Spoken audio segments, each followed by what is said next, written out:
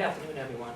A lot of the things that, first of all, ATU is the largest labor organization representing public transportation workers in the United States. We represent about 185,000 folks in about 47 states throughout the country, bus drivers, maintenance employees, rail employees, light rail, heavy rail, some commuter rail as well, Greyhound employees, so surface transportation workers. And I'd like to just touch upon a few things that have already been said and talk about some specific legislative proposals in response to some things that have been asked already.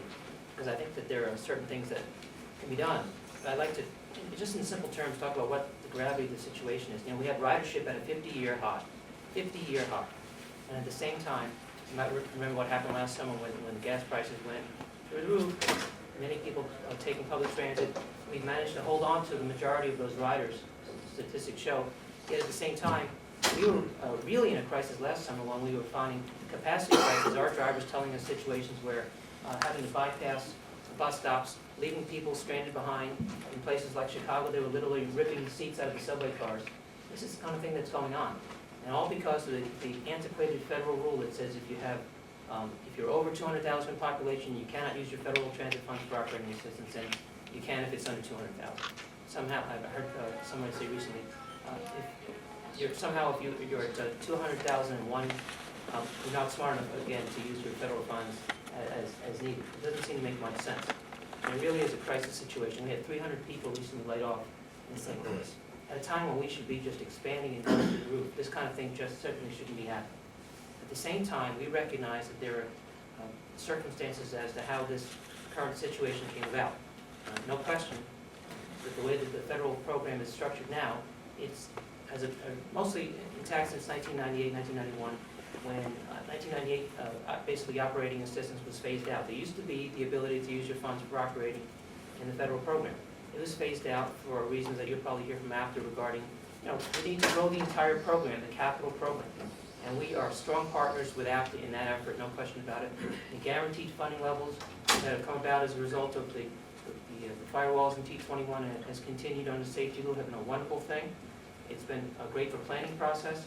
It's been a great thing to upgrade the safety and security of the entire public transportation system.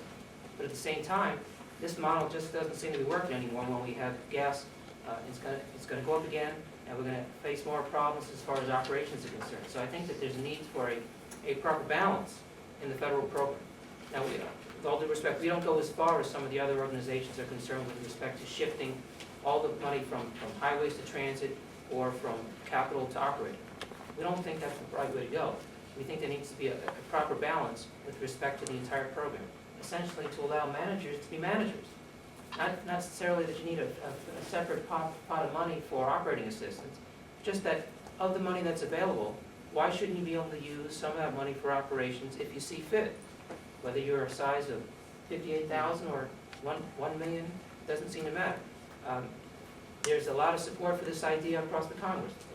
Representative Napolitano talked about the Lipinski letter that got circulated, 67 signatures. And many of the folks many of the staff in the room I recognize here were instrumental in getting those signatures on that letter, and we thank you for that. We also appreciate your support that came as a result of the recent War Supplemental Bill, which amended the Stimulus Act amended the ARA funding, basically to allow 10% of the stimulus funds to be used for operating. Now that's not a done deal yet, as you know that bill is being held up, but as we understand now, that is an issue that if the bill gets signed, that provision is going to be in there, and we thank you all for that support as well. Now, given your support on those particular issues, we hope that you'll support two other pieces of legislation that were drafted by the ATU that have been introduced in Congress that I'd like to tell you a little bit about. One just got introduced yesterday. It's H.R. 2746. Representative Carnahan, who was a leader on that Lipinski letter, and as I mentioned, 300 layoffs in St. Louis, the crisis in St. Louis. Here's what the Carnahan bill does, H.R. 2746. One, it does away with this antiquated 200,000 rule and simply allows for funds to be used, even if you're over 200,000, or even upwards of a million, but at a smaller percentage. The higher you get, the lower amount of money you'd be able to use your so-called Section 5307 formula funds. We think that strikes a proper balance, not to allow all the money to be used for operations, but some. But in addition to that, in the question that's already been asked about, the question about incentives and the ability for states and local governments to raise enough money for public transit. This bill has a very instrumental and innovative provision which allows for the conditional use of federal formula funds for operating assistance if state and local governments increase their level of funding for public transportation without raising fares. So in other words, let's say in a place like Los Angeles where you have, by the way, Los Angeles and the whole state of California is in a real crisis. Representative Paul was being kind and saying that they're being cash-strapped. It's going to be a meltdown out there because the state legislature cut all transit funding out from the transit systems this year, so it's a major problem. But let's say that the state of California, rather than cutting funds for transit, were to increase funds for transit from one fiscal year to the next.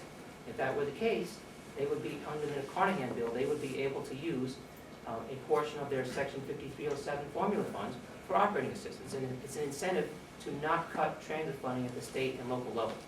We think it's an innovative way to try to raise the local level and state level of funding for public transit, which has been lacking in many places for many years. The bill also includes an innovative provision that would take advantage of the section that was created in the stimulus bill having to do with TIGR funds. It's basically an effort to reduce carbon emissions and greenhouse gases and energy savings.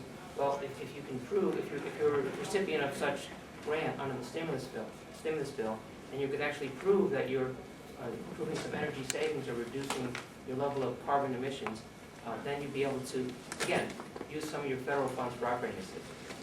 And finally, there's another bill. There's two ways that you can address this issue. One, you can play around with the federal rules, as we just discussed, or you can simply work to get states to increase their level of funding for transit, and that's what this Representative Matsui's bill does, H.R. 1827. We encourage you to take a look at that one as well. That bill simply provides bonus surface transportation funding to states and local governments that increase their level of funding for public transit. Simple ways that we can try to get more money into the entire system. And I'd be glad to follow up if anybody has any questions on this.